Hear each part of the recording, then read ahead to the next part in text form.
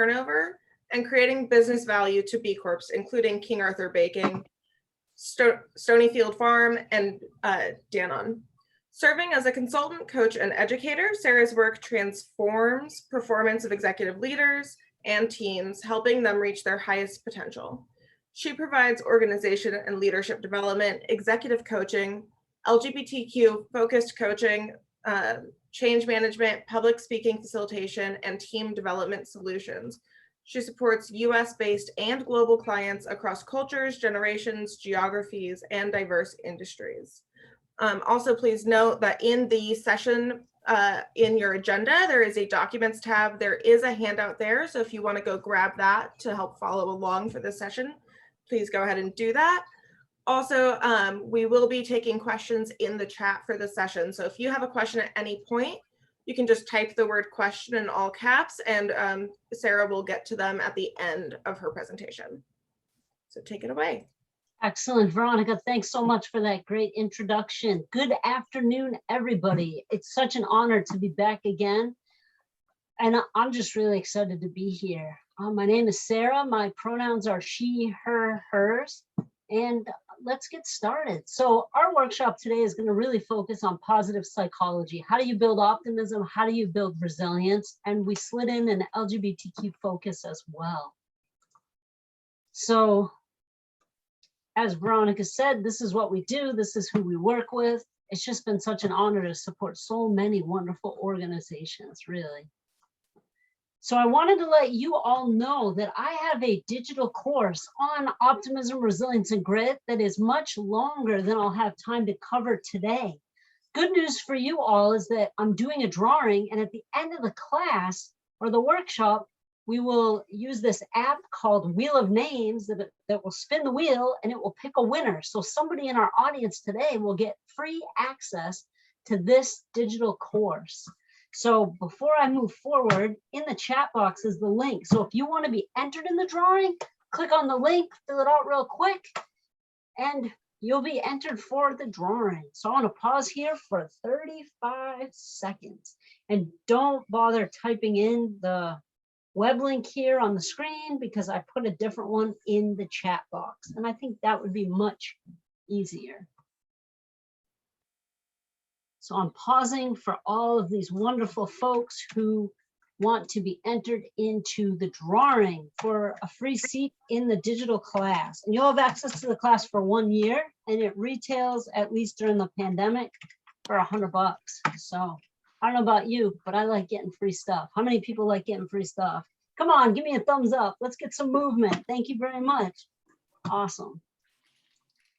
Free stuff. Excellent. So 30 more seconds to work on that form. We entered in the drawing. And let's go. All right, so my work and research on positive psychology, which I've been teaching, coaching, and speaking about for close to 10 years, first came from this book, Flourish. Flourish is written by Dr. Marty Seligman. Martin Seligman is on the University of Pennsylvania faculty, and he's also the founder of positive psychology.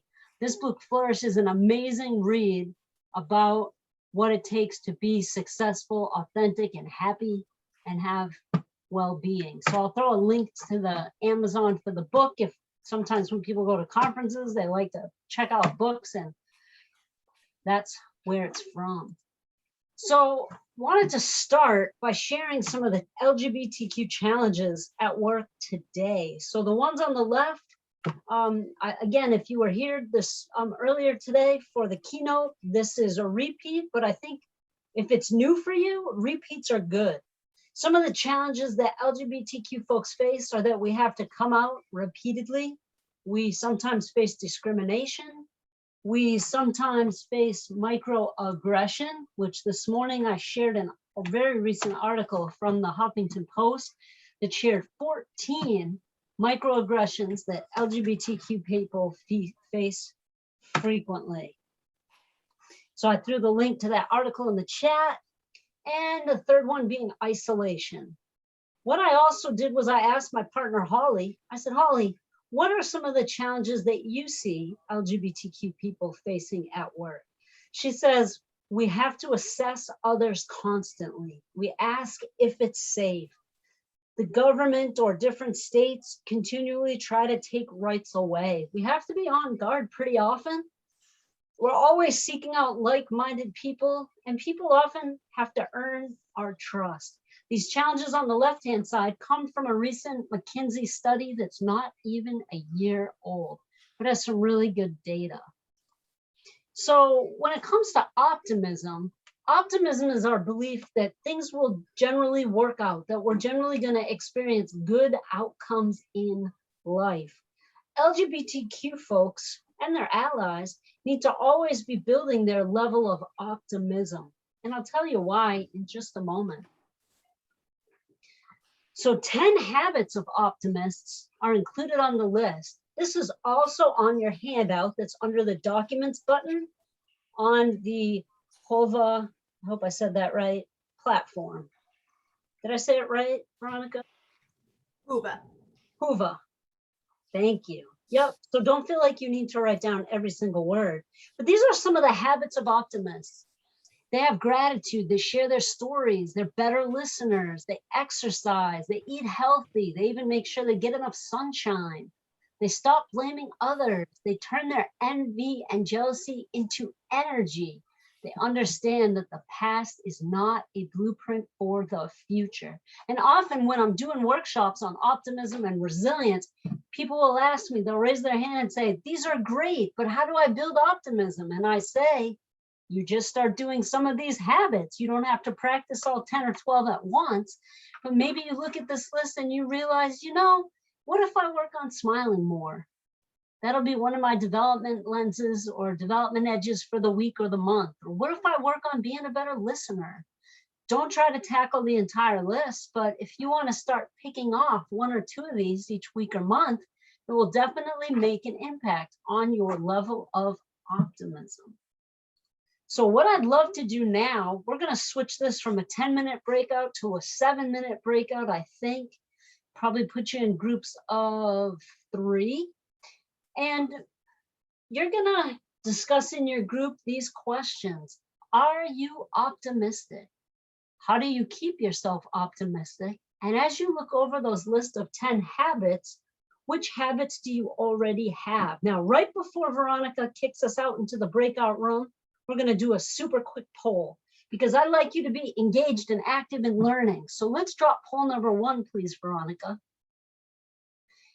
How optimistic do you feel your organization facilitates a positive environment for the LGBTQ community? Let's see it. And these are anonymous, so you're not gonna, throw your company under the bus.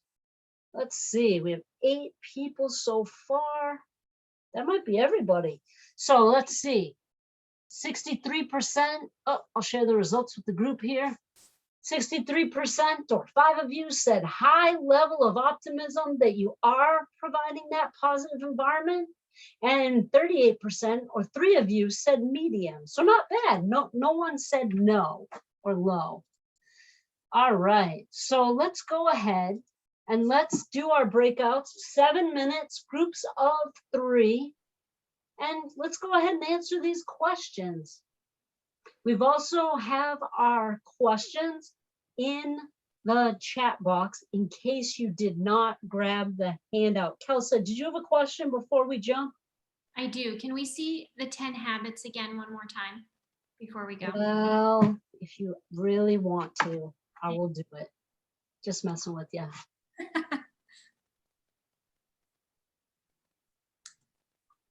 Again, it's also on the handout that's under the documents, under the HOVA app. Cool, thank you. Yeah, no problem at all. So if you want to go ahead and jump in that breakout, have a great discussion. Breakout room, and then we will be good to go. All right, welcome back, everybody. I hope that was good. I hope you got to connect with some new and different people.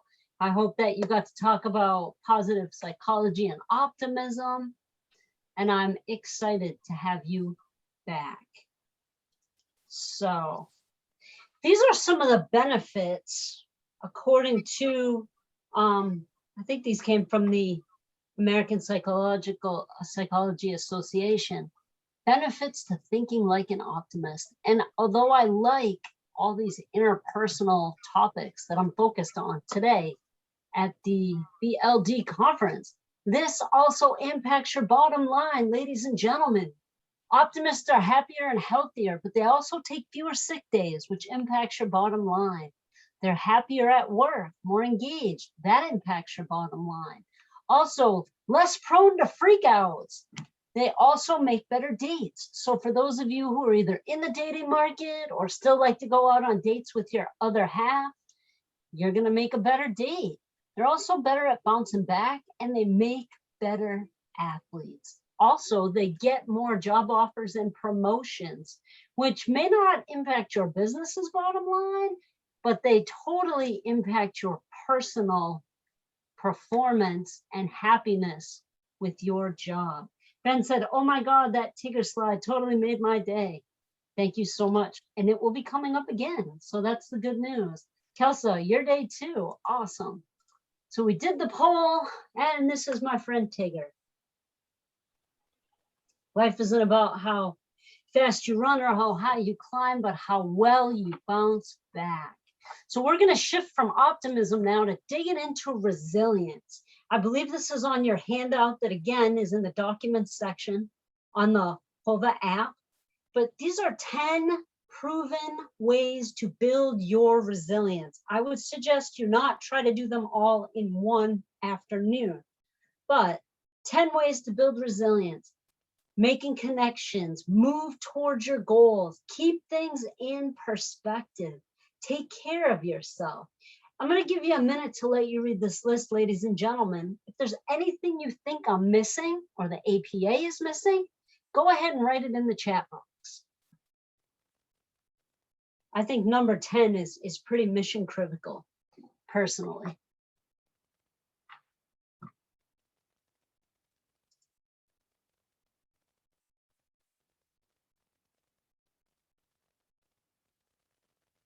Get an animal. Izzy, thank you so much. So many people got animals, especially during the pandemic, but even before. Kelsa said, yes, yes. I really resonate with number 7, nurturing a positive view of yourself. Rachel, thanks so much for sharing that. I resonate with that as well.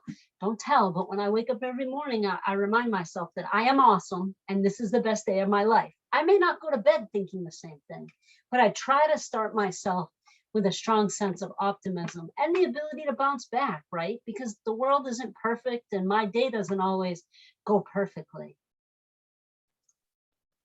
So I wanted to share this, and this comes from Dr. Martin Seligman in that book Flourish that I shared earlier in our workshop. He suggests a model he's labeled PERMA, the PERMA model. So if you Google this, you'll see the picture. He is, cited with creating it. PERMA stands for positive emotion, engagement, positive relationships, meaning and accomplishment. What this means is if I'm having a rough day or I'm kind of in a spell of things, ways that will help me bounce back, or you or anyone, is to identify one of these 5 areas. If I'm working on a team or I'm leading a group of people or I have a direct report and they're sort of down in the dumps, I might ask them, hey, what are you working on this week that you feel like has a lot of meaning? What's been a recent accomplishment? What's making you feel good about your work or outside of work? What's bringing you joy and happiness? And so by asking questions around the PERMA model, these 5 areas, you don't have to ask them all. You could just ask one. It will trigger the person to move towards resilience and to bouncing back, which is pretty helpful. Excuse me. It's nice to have this short list on my desk or in my back pocket so that when I need to either bounce myself back or help someone else to build their resilience, I can use these pieces.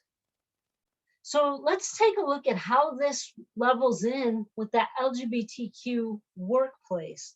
How do we make the workplace more friendly for LGBTQ plus folks? How do we build inclusion these are some of the ways. I feel like this so heavily ties to positive psychology, because if we're practicing ways to build optimism and resilience, whether we're LGBTQ or not, we're going to make a happier and healthier workplace.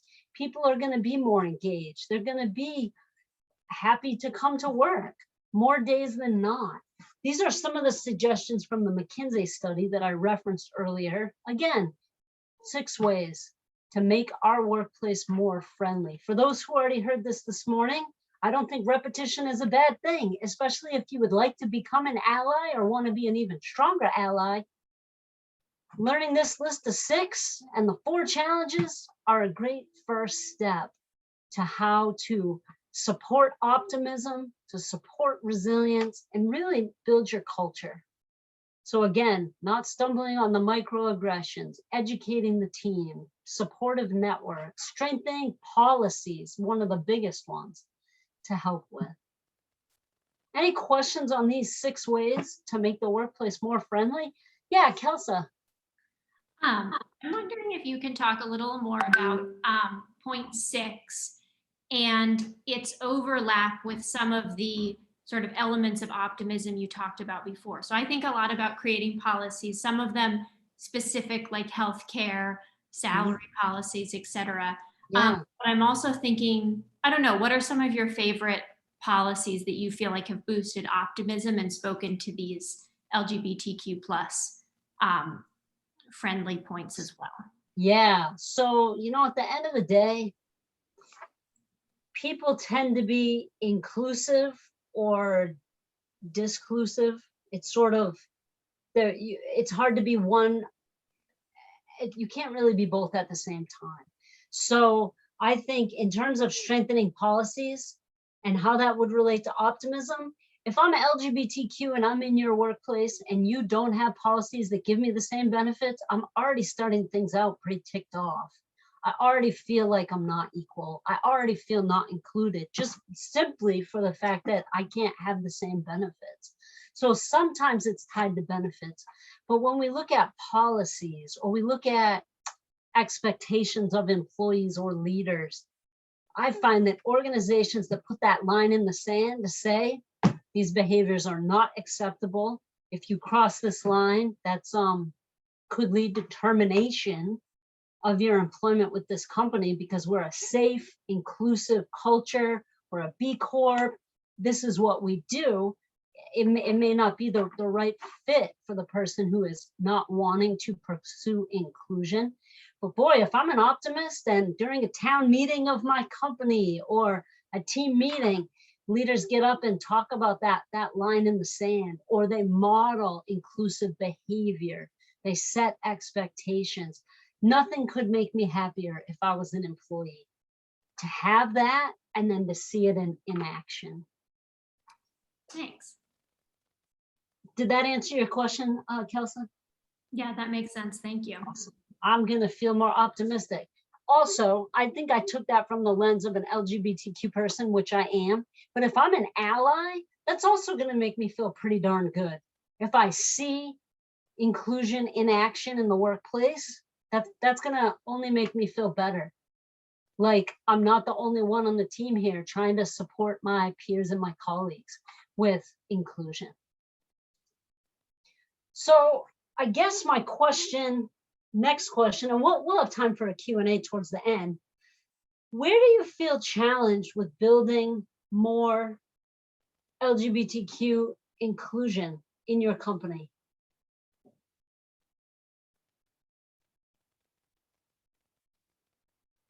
Okay, we have some people are answering some questions. Rachel said they added pronouns to all their signatures. Ben said trans inclusive healthcare plans, asking for pronouns or on applications that require your name. Ben, thanks so much for sharing that. Adding pronouns to signatures. Yeah, we've heard from about 9 people. Excellent. So when we look at this, it looks like the majority of people are challenged, 56% with the benefits. Second place was culture, and third place was policies. Interesting. Very interesting. Thank you so much for taking the poll.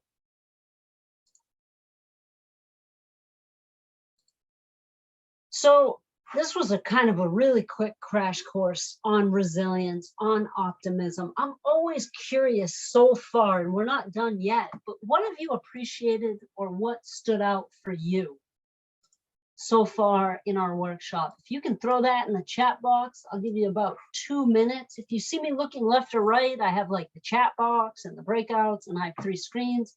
So I promise I'm not checking out my neighbor.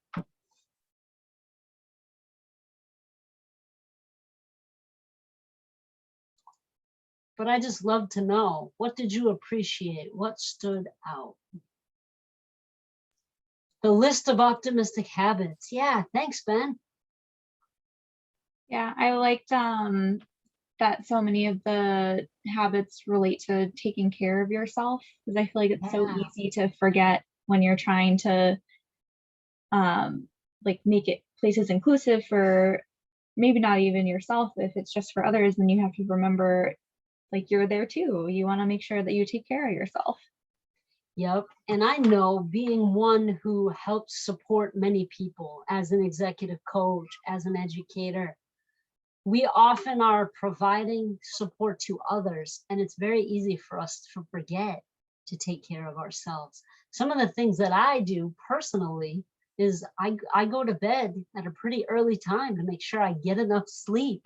I journal. I try to get enough exercise every day. Awesome. Kelsa said in the chat box, I also appreciate the framing of how company culture overlaps with team's optimism. Excellent. Kelsa, really appreciate you sharing that. Hannah said the 10 habits. I really appreciate that I can refer back to that. Absolutely. The handout is in the document section, so go ahead and certainly grab that. All right. Excellent, excellent, excellent. So let's see what's next. So what would help you best further support taking action towards building that more optimistic, resilient, LGBTQ inclusive organization? And before you fill out the poll that's coming right up, if you happen to check any of the boxes that have my name, all that means is that I'll get the report of the poll responses, and I'll just send you an email in a week that will say, hey, thanks for attending my session. I noticed on the poll you said support from Sarah, and I'll just send you an email to follow up. So if you're okay with that, let's go ahead on Veronica. Let's drop the poll, and you can select as many as you would like.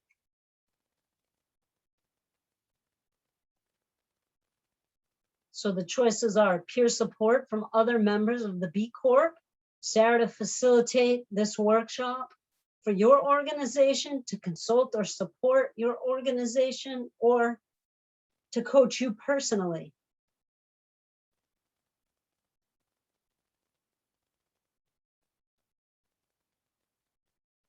What would help support you?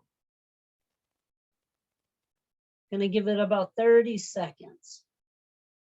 And we don't necessarily need to share the results at the end, but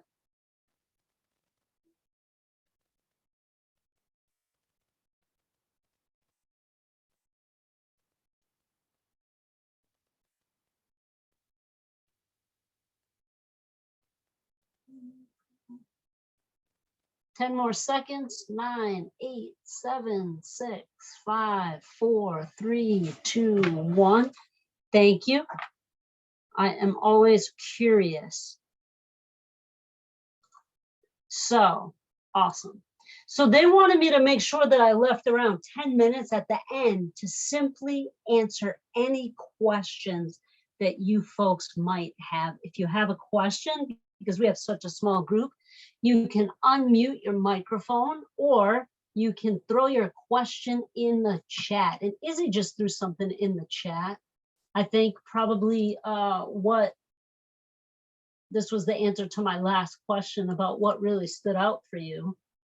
They said, this ties more to earlier session, but I thought it was interesting to hear that some people thought sharing pronouns were just for people who identify as part of LGBT community. I think better understanding that misconception would encourage more people to include their pronouns. Izzy, thanks so much for saying that. Yeah, I completely agree. So why don't we go ahead and ask your questions or throw your questions in the chat box. I am going to use this cool new app called Wheel of Names to figure out who won the seat in my class for those of you who entered in for the drawing. So give me just a split second.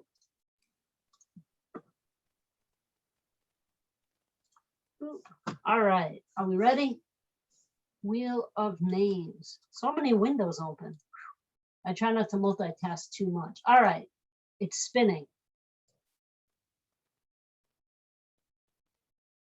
Remke, you are our winner. Congratulations. I will send you an email after this to give you access Thank to my you. digital class. Did you hear the little app like laughs and cheers and everything? So Remke, I will be in touch after this, which is awesome. Thank And you. I want to know, what questions do you have? What questions do you have? Yeah, Kelsa. I always have a question, but if someone else wants to go first, that's cool too. I love people that have questions. Go right ahead. My question is actually to you, Sarah, and to anyone else in the group about Okay. something curious, if there's something some shift that people have made at their organizations that they feel has had a really positive impact on optimism, or specifically related to optimism among LGBTQ plus team members. I have one example, but I'd love to hear from others. I'm happy to share, but does anyone else want to share an example of how optimism was increased in their organization, whether for allies or for LGBT folks?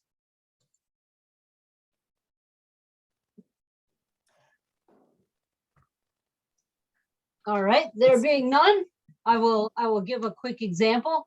Usually whenever I do this workshop, people follow back up with me after and say, now that you've given me some simple ways to practice optimism and build my optimism, I'm starting to apply those ways. The really good news, I think on the bottom of your handout, University of Pennsylvania has a free optimism test. It's free. You can take it as many times as you want. And it's a pulse check on where you are in terms of your optimism. And so often when I teach this class and maybe a longer workshop, I suggest it. I suggest that people go ahead and do it now. Start applying some of those ways to build optimism, whether they're LGBT, whether they're an ally, whether I'm working with the whole company. And then let's measure it again in a couple weeks and see what has shifted. Somebody said we had one from Ben too. Kelsa said we had one from Ben. Ben, what's up? Yeah, no, I was just gonna say, I just think it's so interesting, the like framework of optimism. It's like, oh shoot, like, you know, don't ever, or I haven't really ever thought in terms of like other issues in relation to optimism, but it's so smart. And I think it makes so much sense. The one thing that I was going to add that I think has helped our team around kind of increasing climate for LGBTQ folks is we did a DEI training recently where we talked about pronouns and the framework of thinking about pronouns in making the assumption that you don't know someone's pronouns unless you ask, like making that assumption of everybody, like that you're not gonna, like if I don't ask what your name is, I don't know what your name is. Likewise, I don't know what your pronouns are. Yeah. And that seemed like a real light bulb moment for the whole team. And I think helped kind of connect a lot of dots for folks. That's awesome. And it could be as simple as that. Ben, thanks so much for sharing that example. And what about for you, Kelsa? I think one that had a big impact was sort of a benefits one, which was we were really struggling with our healthcare policy. We offer health insurance for our team, and it's covered 100% by the company, very B Corp. It's good health insurance, but we're a small company, and so we weren't able to tailor our plan at all to some of the benefits we really wanted to be offering for our team. And that was leaving some real gaps. And so we ended up adding an HRA, health reimbursement arrangement, on top of our healthcare plan. So team members had an additional $5,000 to spend sort of really broadly. Whoa.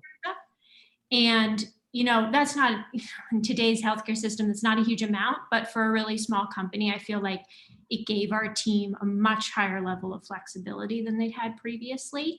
And at least the feedback we got was really positive, that people felt like a lot more autonomy for their own healthcare. So I think that had a positive impact. That's great. And I know especially folks who identify as trans, some of the medical benefits that they may want or need aren't always offered under maybe a smaller organization's plan, or even having a domestic partner versus a husband or wife, that may not be offered as part of the benefits too. Ben said, still though, that's amazing. Yeah, how generous of your company to offer that. Excellent, awesome. What other questions do people have for me?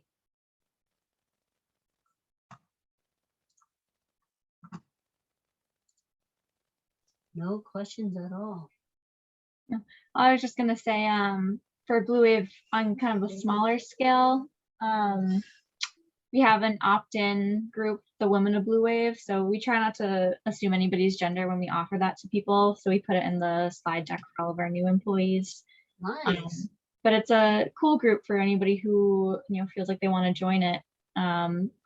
We try to be active as much as possible, though it is kind of like, all right, who are the people who are going to volunteer to run this group? But we have discussions every month or couple months or so about different topics.